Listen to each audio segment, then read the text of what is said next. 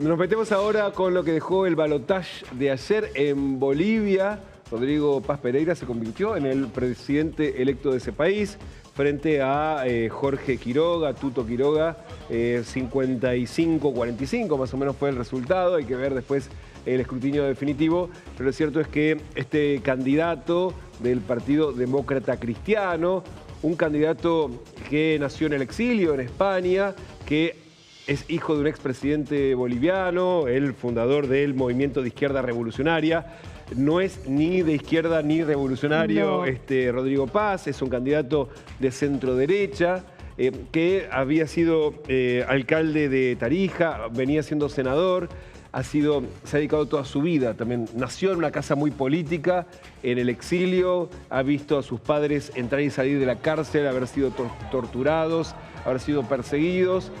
Su vida es la política y ayer se convirtió en el presidente electo. Un dato que llamó muchísimo la atención, de hecho, en el lugar donde él fue alcalde, en Tarija, le fue muy mal en la primera vuelta y también ayer. Pero para la mayoría de los bolivianos es un nuevo en la política y de hecho es parte de esta renovación después de 20 años de gobierno socialista. Sin duda, y hay que marcar que tanto Paz como Quiroga, que está incluso más corrido a la derecha, marcan un giro en la política boliviana y un nuevo hito en el que va a haber que enfrentar desafíos económicos serios. Eso es lo que terminó mandando, como suele ocurrir en las economías latinoamericanas y en las de todo el mundo. La economía termina generando un peso importantísimo. Quiroga tiene por delante, Paz, no Quiroga, Paz tiene por delante una gestión en la que va a tener que acomodar muchas cuestiones. Se prevé un ajuste también en Bolivia y habrá que ver cuánto tolera la sociedad boliviana esa situación. En un contexto donde la que viene haciendo el ajuste es la inflación, porque claro, para nosotros hablar de un 20 y pico % de inflación anual es nada, pero para un país que venía con muy poca inflación es muchísimo, sin crecimiento económico, con una fuerte restricción externa, falta de dólares, algo que conocemos muchísimo, pero lo cierto es que es un país que se ha quedado con restricción energética, sin mucha diversificación económica, que es otro de los grandes desafíos para ese país, y una economía que está estancada, que prácticamente no está creciendo y que está generando, sí, una profunda crisis económica de arrastre, que claro, es también lo que sin dudas explica el resultado de ayer. Escuchamos a Paz el discurso de la victoria del día de ayer. Y hoy día, desde la victoria, extendemos la mano para gobernar con todos los hombres y mujeres que quieran a la patria. Este no es un problema ideológico porque sabemos los bolivianos que la ideología no da de comer. Lo que da de comer es el derecho al trabajo, lo que da de comer es instituciones fuertes, lo que da de comer es seguridad jurídica, el respeto a la propiedad privada, lo que da de comer es tener certidumbre en tu futuro.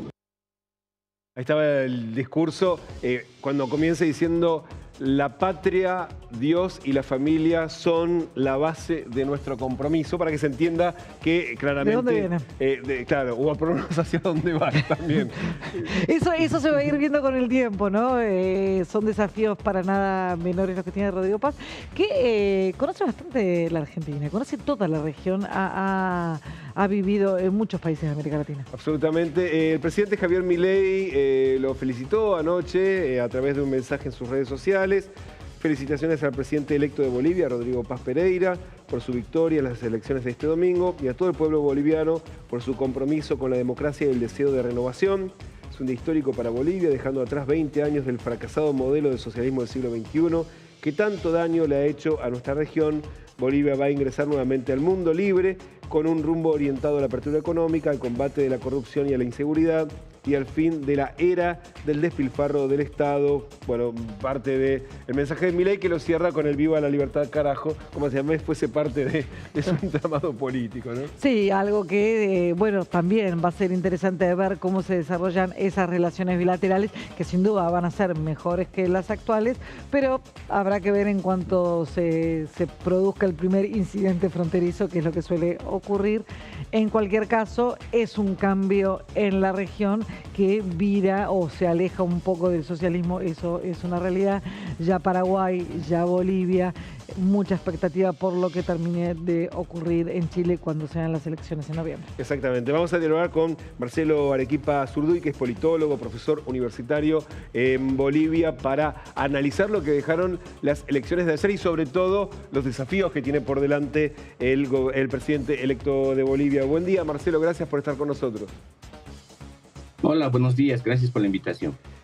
¿Cuál crees que es la explicación sobre por qué termina eligiendo el pueblo boliviano a este candidato y no al otro? Y también lo que deja atrás, ¿no? 20 años de el MAS en el poder. Bueno, lo que estamos viviendo en Bolivia ahora mismo es todavía un periodo de transición política en el que se está cerrando un ciclo político, ¿no? Denominado, digamos, en Bolivia comúnmente como un ciclo político del masismo, del movimiento al socialismo.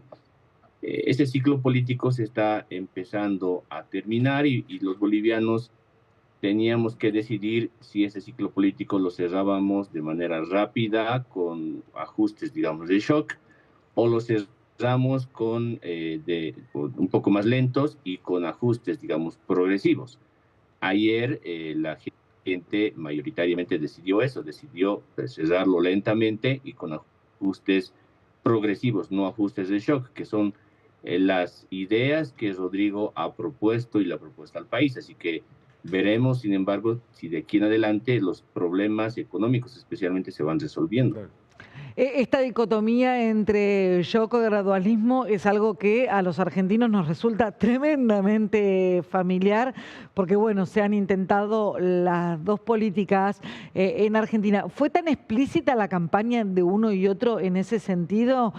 Quiero decir, Quiroga decía, esto hay que hacerlo sin bisturí, rápido, fuerte, y es muy explícito la propuesta de Paz de ir con más gradualismo, ir quirúrgicamente. Sí, a ver, lo pongo con un ejemplo. En el último debate presidencial que tuvieron Rodrigo y Tuto, Tuto dijo hay que ir a los organismos internacionales a pedir una línea de crédito amplia. Sí. Esa línea de crédito seguramente nos va a exigir tomar medidas de ajuste fiscal fuertes, ¿no? En cambio, Rodrigo Paz dijo que no era necesario ir a los organismos multilaterales y de cooperación.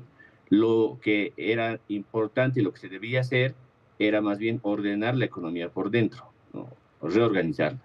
Entonces, claro, ahí hay una diferencia, digamos, demasiado notoria en relación a qué es lo que le han planteado al país ambos, ¿no? El gradualismo versus el shock. Y está claro que ayer, por lo menos, mayoritariamente por eso se impuso el gradualismo.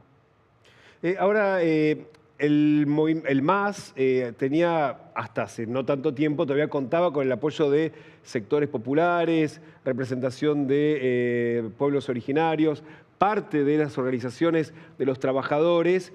¿Cómo te imaginás que va a ser la relación de esos sectores con el nuevo gobierno, que lo escuchamos, más allá del gradualismo, no es un gobierno de izquierda para nada, y teniendo en cuenta que uno se imagina que los fines de ciclo no desaparecen de un día para otro los movimientos políticos? O sea, algo del MAS va a seguir existiendo como oposición, ¿no? Sí, sin duda, y algo del MAS está dentro del mismo partido de Rodrigo Paz, algo del MAS también está ahí dentro. Entonces hay un escenario que se torna, digamos, no es o blanco o negro, sino ahí dentro hay elementos, digamos, del partido político todavía dominante hoy día. Y en la calle hay organizaciones sociales que en Bolivia se destaca mucho por la fuerza de movilización que tienen los movimientos sociales, Y esos movimientos sociales en estas últimas semanas han renovado sus directivas, es decir, sus cabezas principales se han cambiado. Y esos líderes que ahora mismo son nuevos en esos movimientos sociales, obviamente irán con una agenda propia y una agenda que intentará marcar independencia frente a cualquier otro gobierno, porque hasta ahora el señalamiento más fuerte que se le ha hecho a las organizaciones sociales es que han estado vendidas al movimiento al socialismo, al partido de gobierno. Entonces, ahora mismo esas organizaciones marcarán pues una distancia y eso también complejizará el escenario. Sin duda, y acá la pregunta del millón, con o sin apoyo de organismos internacionales, la realidad es que probablemente Paz, por más que no haya sido tan explícito, va a tener que aplicar también medidas de ajuste fiscal. ¿Qué nivel de tolerancia y dada la base de apoyo que como bien marcas es más heterogénea la de Paz, qué nivel de apoyo de la sociedad puede llegar a haber o qué tolerancia a ese ajuste puede haber dado que no lo blanqueó en la campaña abiertamente?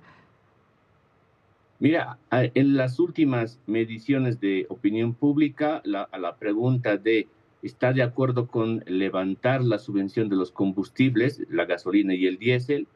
La gente en Bolivia está partida por la mitad. No hay una visión que te haga prever el hecho de que, bueno, hay un escenario de disponibilidad amplio para tomar una u otra medida. Y eso también se vio reflejado ayer en el resultado de la votación. No fue una diferencia demasiado grande como para poder concluir que hay, digamos, una fuerza demasiado notoria para hacer un cambio y un giro de 360 grados a las cosas. Marcelo, para cerrar, y va a tener un Congreso también bastante complejo, no va a tenerla fácil como para encarar reformas solo con su fuerza política. ¿Qué tan, digamos, dado a la negociación, al diálogo y qué tan factible podrá ser en el nuevo Parlamento boliviano precisamente lograr acuerdos entre las distintas fuerzas políticas? Ninguno de los dos, ni Rodrigo, ni Tuto, ni Samuel Doria Medina, que tiene representación parlamentaria, tienen lo que se denomina estructuras políticas de partido. O sea, no son partidos políticos. Son agrupaciones que se han organizado, digamos, de manera apresurada y no tienen estructura política y sus diputados y sus senadores no necesariamente les pertenecen en el sentido político de la palabra, ¿no? Y eso obviamente los va a obligar a hacer muchas negociaciones y a llevar adelante un escenario en el que si no tienen ahí capacidad de diálogo y de negociación en el Parlamento con un actor político fuerte, pues el escenario de gobernabilidad se les va a tornar también complicado. Hoy, para clarificar, ¿hoy el Congreso boliviano está dominado por el MAS? Hoy todavía el Congreso está todavía manejado por el movimiento al socialismo. Ya tiene dos fracciones, pero todavía está controlado. Hasta el 8 de noviembre eso seguirá así. Clarísimo. Marcelo, muchísimas gracias por esta descripción de lo que está ocurriendo en Bolivia y bueno, a la expectativa del 8 de noviembre y de todo lo que termine ocurriendo. Sí, y evidentemente es un desafío enorme, porque el escenario es muy complejo en lo político y especialmente en lo económico, con una sociedad que está partida, dividida, con lo cual, más allá del resultado de hacer, lo que tiene por delante es un desafío enorme el presidente electo. Me da la impresión muy argentina hace 10 años. Sí, claro.